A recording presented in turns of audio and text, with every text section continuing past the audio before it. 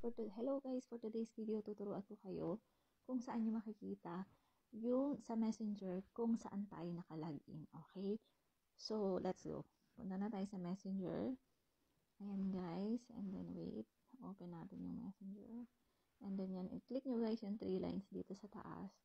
And then i-click nyo yung settings, dun sa yung my star.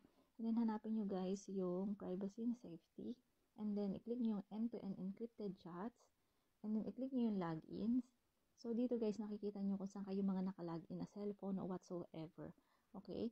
And then i-click nyo yung where you log in. Ayan. Makikita nyo kung saan kayo mga nakalogin. So kung hindi nyo kilala, yung tulad nitong Linux ba to na Chrome blah blah blah, hindi ko alam kung bakit ako nakalogin dyan. So i-log out nyo yan guys.